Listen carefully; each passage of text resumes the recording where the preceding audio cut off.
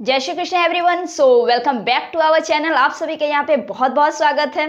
जैसे जैसे डेट सामने आ रहा है वैसे वैसे स्टूडेंट के बहुत सारे टेंशन बढ़ रहे हैं, क्योंकि एग्जाम का डेट सामने आ रहा है और बहुत सारे ऐसे टेंशन भी भरा हुआ है।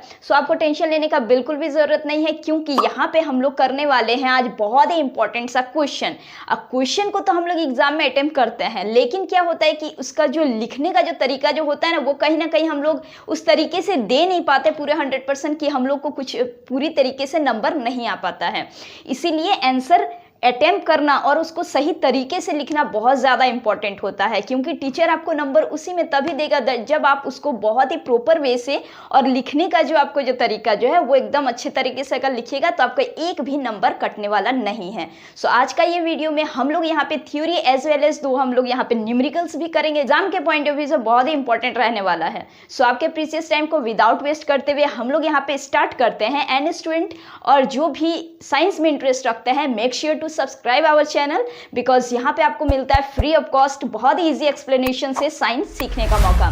तो चलिए हम लोग स्टार्ट करते हैं। सबसे पहले हमारा बहुत ही फेमस क्वेश्चन, बहुत ही फेमस क्वेश्चन है ये हमारा, और ये ग्रेजुअली आता ही आता है। ठीक है, मतलब चांसेस बहुत ज़्यादा है, भले ही बेसिक सा क्वेश्चन है लेकिन आ जाता है और हम लोग इसको लिख लेते हैं, लेकिन एक प्रॉपर वे से इसका लिखना बहुत इंपॉर्टेंट होता है। हमारा पहला क्वेश्चन क्या है? Define the unit of current. है ना, बहुत ही बेसिक सा क्वेश्चन है लेकिन इंपॉर्टेंट है।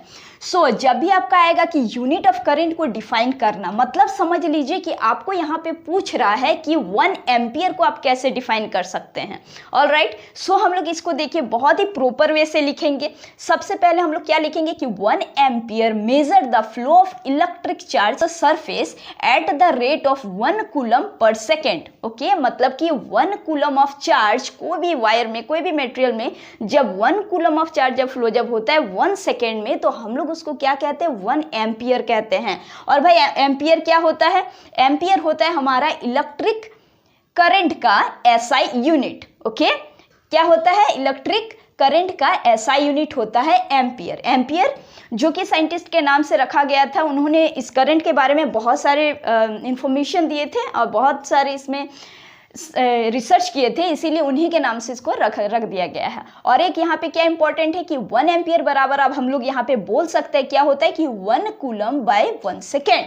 ऑलराइट, ये हमारा प्रॉपर वे से हम लोग यहाँ पे डिफाइन कर चुके हैं क्या कि हमारा defined the unit of current. तो अब हम लोग यहाँ पे आते हैं सेकंड क्वेश्चन में। एक हमारा यहाँ पे रहेगा थ्योरी वाला एंड देन फिर एक न्यूमेरिकल, फिर से एक थ्योरी वाला क्वेश्चन, फिर से एक न्यूमेरिकल हम लोग करेंगे। वीडियो को आप लोग लास्ट तक जरूर बने रहें, क्योंकि यहाँ पे आपको बहुत ही ईजी तरीके से बताने वाला है हम लोग। तो देखिए क्या कह रहा है सेकेंड क्वेश्चन।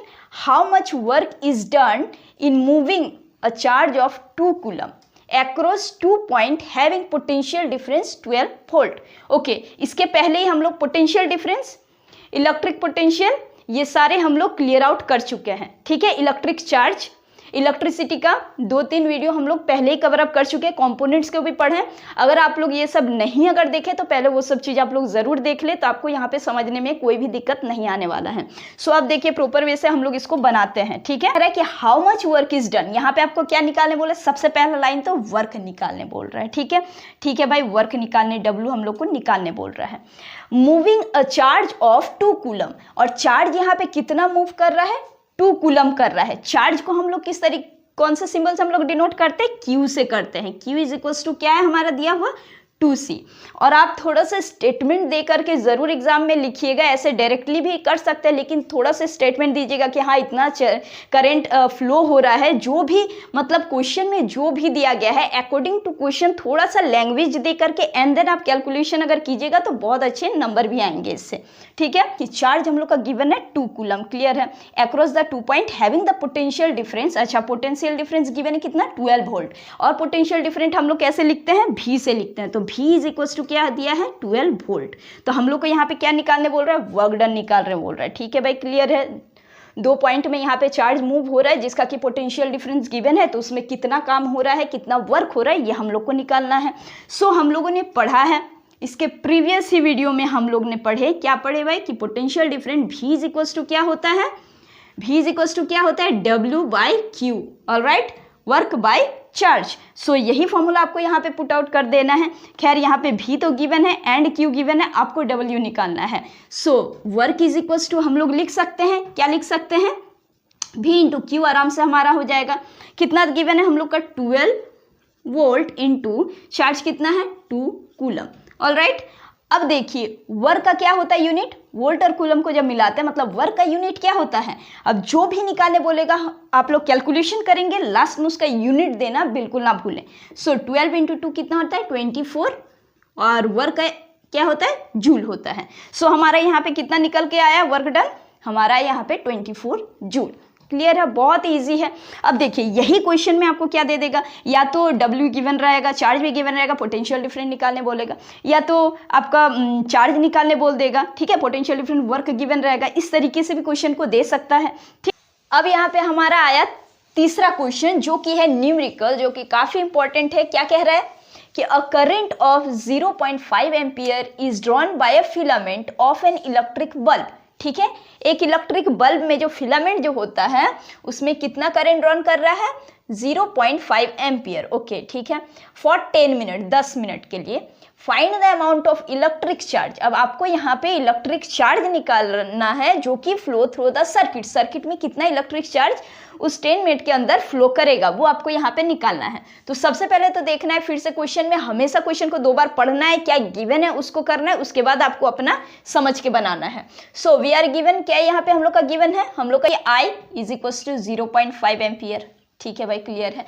अब क्या कह रहा है 10 मिनट, अब ये क्या है टाइम है, तो टाइम हम लोग का कितना गिवन है 10 मिनट। अब एक चीज है कि हम लोग तो भाई पढ़े थे, क्या पढ़े थे हम लोग, करंट में पढ़े थे कि I is equal to charge by time, यही हम लोग पढ़े थे, है ना। और टाइम को हमेशा हम लोग कैसे लेते थे, क्या मिनट में लेते थे, नहीं, टाइम हमेशा हम लोग कैसे लेते थे, सेकेंड में लेते थे।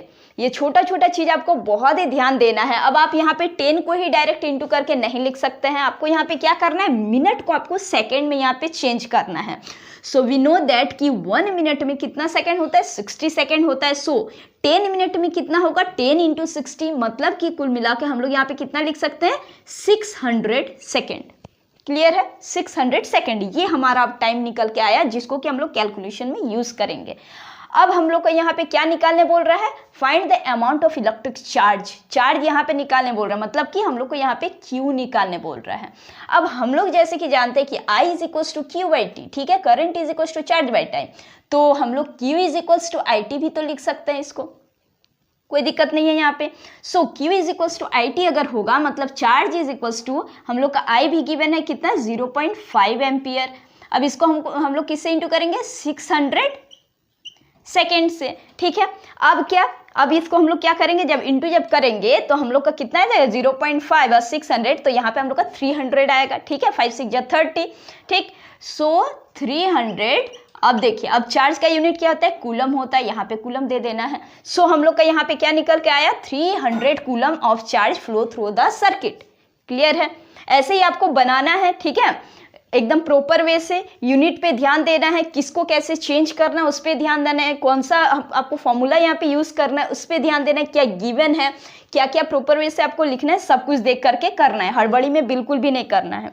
एंड अब हम लोग फिर से एक थ्योरी वाला क्वेश्चन में क्या है जो कि बहुत इंपॉर्टेंट है, what does the electric circuit mean, electric circuit का मतलब क्या होता है, ठीक है। इलेक्ट्रिक सर्किट मीन, देखिए ऐसे ये सिंपल से क्वेश्चन तो दिए हैं लेकिन इसको फिर घुमा के भी क्रिटिकल वे में भी पूछ सकता है। सो आपको पहले नॉलेज होना बहुत ज़रूरी है। अगर आप कंसेप्ट चीज़ को अगर आप समझ के अगर रखिएगा तो आप क्रिटिकल वाला क्वेश्चन को भी आराम से खुद के लैंग्वेज में भी लिख सकते हैं। सो कंसेप्ट को पहले ज़रूर समझ लीजिए। What does the electric circuit mean, electric circuit को क्या हम लोग मतलब किस तरीके से हम लोग समझते हैं। And electric circuit is a closed path of wire, एक वायर का क्लोज्ड पाथ को ही तो हम लोग क्या कहते हैं इलेक्ट्रिक सर्किट, जिसमें कि इलेक्ट्रिकल कंपोनेंट हो। अब ये इलेक्ट्रिकल कंपोनेंट क्या है हम लोग प्रीवियस वीडियो में कवर अप किए हुए, आप लोग जरूर देखिएगा। इलेक्ट्रिकल कंपोनेंट मतलब कि जिसमें कि हम लोग उस सर्किट को बनाने में, कोई भी सर्किट हो तो उसमें हम लोग क्या क्या चीज़ का यूज़ कर रहे हैं, जैसे कि वोल्ट मीटर, एमीटर, ठीक है, रियोस्टेट, रेजिस्टेंस, वायर हो गया, बैटरी हो गया, सेल हो गया, कॉम्बिनेशन ऑफ सेल हो गया, बल्ब हो गया, ये सारे चीज़ को क्या कहते हैं कंपोनेंट कहते हैं। So an electric circuit is a close path of wire and electrical component which allow a current. अब वो सब सब कंपोनेंट बस जोड़ के नहीं रखना है, जिसमें कि करंट भी क्या हो, फ्लो थ्रू इट, ठीक है।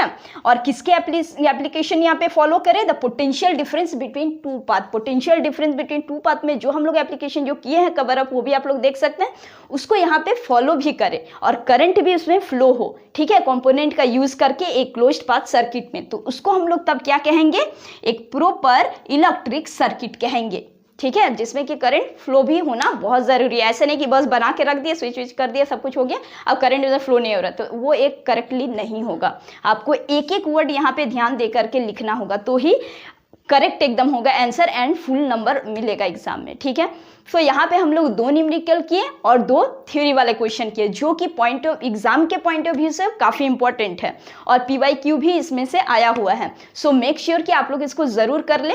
एंड अगर आपको ये इन्फॉर्मेटिव अगर लगता हो तो आप यहाँ पे सपोर्ट करके ज़रूर जाएं।